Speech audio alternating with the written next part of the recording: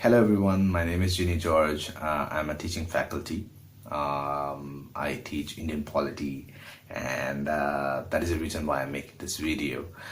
So yesterday was 70th Republic Day of India, and I saw a lot of people posting, sending best wishes and lots of post tributes to the Indian Army. But there was total lack of awareness why should we celebrate Republic Day? What is the significance of Republic Day? So making this video for the general public, those who are interested in knowing the Indian polity and the politics of India. So the first thing first is that Republic Day is all about the Constitution and the makers of the Constitution. So in this video, I'm going to talk about the preamble and the difficult words that are there in the preamble of the Constitution. You should all know that the preamble is called the soul of the Constitution. So it reflects all the values and the ideals imbibed in the Constitution. So let me start with the first word, sovereign. We are called the sovereign country because we don't need any other law or country to govern us. We are capable of governing ourselves. So on the day 26 Jan 1950, we became a sovereign country. Before that, from 1947 to 1950, we were a dominion of the British. So dominion word means that even though the administrators would be Indians, but the law would be British. So that is something was there, and that's not a true independence that we had. When the Constitution came into force, we became a sovereign country, and till date, that is how it works. Then, India is a democratic republic. Democracy is a very broad term, something you have to dig deep. You have to dig in deep to understand the values and the meaning of democracy. It means the government of the people. So government of the people doesn't mean it's majoritarianism, all right, what the majority people think. It's like every people's opinion and their thoughts, beliefs, everything matters. So this is what it's about democracy. Even Pakistan calls itself a democracy. Sri Lanka does, China does, and there's a lot of other countries that they call themselves democracies. But you should know that, so to be a democratic country, there are a lot of values that need to be there, and India is one such country. Next, we go into the word republic. Republic means where the head of the state is elected directly or indirectly by the people of the country. Like countries like UK or Thailand are still monarchs. The head of the state is a king or a queen.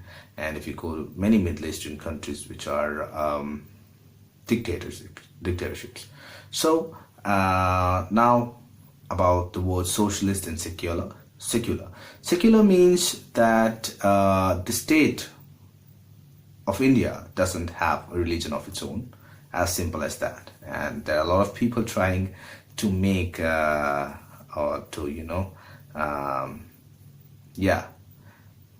convert this secular country into a country that will have a religion. There's a huge mission going on. So you should know that the best kind of a state you can have is a secular state. No other state kind of state is good for us, for our democracy at least. Next is the word socialist. From the Article 21, the broad interpretation by the Supreme Court over the years that has given, it's not just right to live, it's right to live with dignity. Right to a life where every person can be the person who wants to be, aspire the person to they want to be, live the life with dignity. It's all about. For that, you need right to food, right of privacy, a right of primary compulsory education, right to healthcare, right to a healthy environment, everything. It's a very broad interpretation done by the Supreme Court of India, and the directive principles of state policy, which is not justiciable in court, but of course that are the directive principles for the governments that come into power. So based on them, we can say that India is a socialist country. And this is not because Indira Gandhi brought in these two words in the constitution in the 42nd Amendment. No, and before emergency also, we were a socialist and secular country, and you should know that. If you don't know that, if you are ignorant about the fact, I can't help you. The next thing is about the justice that we speak about: social justice, economic justice, and political justice. A lot of people have a hard time to understand that economic poor is not socially poor. Money can come today, go tomorrow. That's not a struggle. So your economic status can change within a matter of time. That's a very short matter of time, you know. But social injustice is something that is deep-rooted for generations in a section of class, especially, to be very precise, caste. India is a country, it's a collection of castes, so, and religion as well, but broadly when it comes to talk about caste. So when you're talking about caste, there are socially deprived people with opportunity and status. There's been a lot, it's a long journey. And if I tell about this, people are going to say that, okay, this is something in the past. No, the people are still struggling. You just need to open your eyes and see them. Okay, there's still people who are doing manual scavenging. There are still people who are doing the hardest of the hardest, the labor work that you won't choose to do, or neither would I. So you should know social backwardness is not equal to economic backwardness.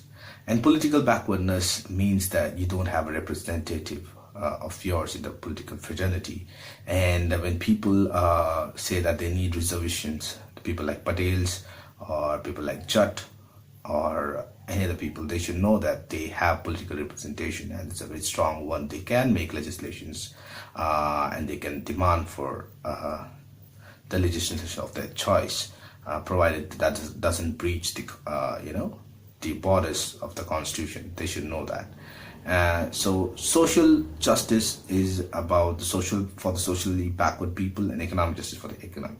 So when you make social justice amends that are like reservation, those are called affirmative action. And when you talk about economic justice, we talk about ameliorative actions. All right, so these are two different things. So please get some political education before you talk about reservation. Next is the liberty of thought and expression, and liberty of belief, faith and worship.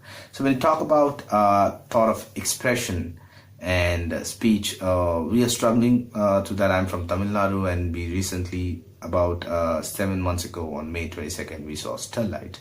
What happened there? People were protesting without arms. You should know that without arms is peaceful mean of, it's not non-violent mean of protesting. But these people, 30 people were shot dead, and based on the people who were shot dead, we can definitely say that that was a deliberate attempt to curb voices. And the sedition cases that you see about, be that Kanhaiya Kumar, Umar Khalid, and other people. So whenever you speak about something in a way that is without arms and without inciting people for violence, that still is in sedition, and sedition is a dark law. So you should also know that, that is a breach of expression, freedom of expression and speech. Then we come to faith, worship, and beliefs. So basically, Ghar Wapsi is a huge threat to that. And you should also, this is not maybe related here, but you should know that love jihad is not a criminal act as per the IPC. All right, so love jihad is it's an imagination. It's a word created for the propaganda. There's no such thing as love jihad.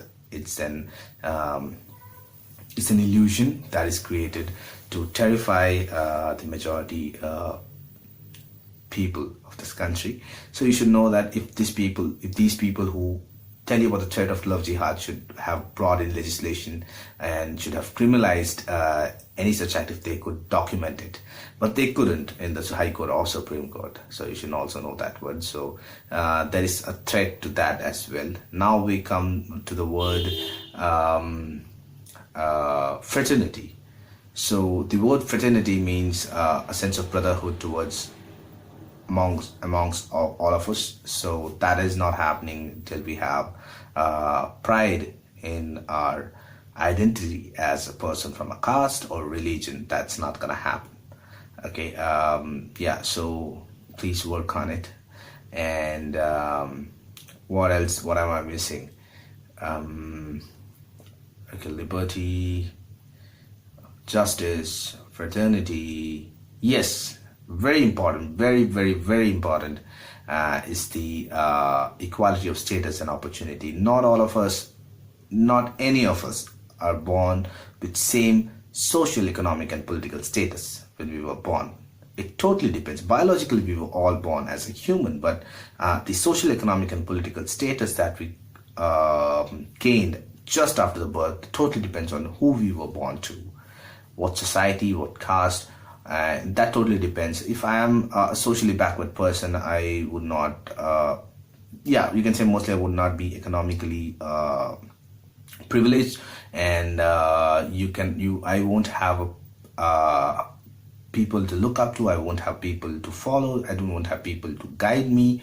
So it's a whole different struggle for socially backward people. Economically backward, you're poor. You don't have access to anything that rich people have or economically privileged people have. Political status totally depends on which community and as well as religion you belong to again, and if you have the access or if you have representatives out there in the political fraternity, that means again. So when you have such nobody, like in India, I think in a general term I'm speaking, will have all of the same status when we were born and how we were raised. So putting all of us in the same race would be a difficult thing, to make it a fair competition.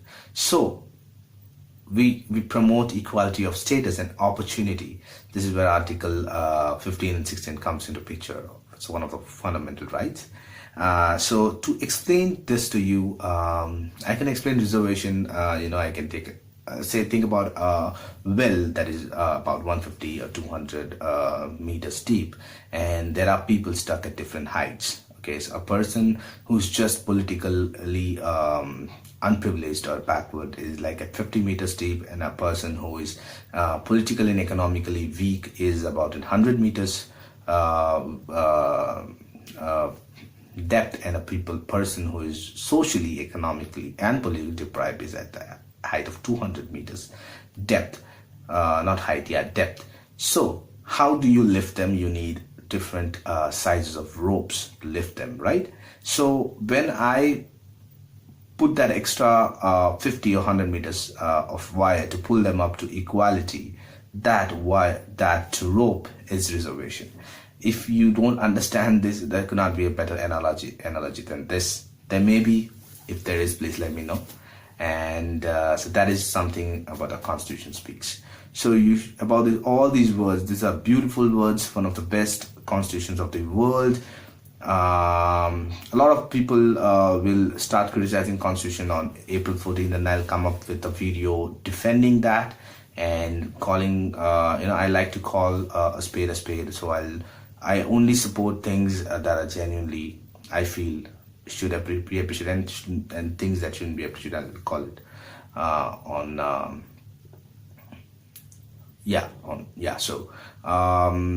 So thank you so much for watching this video.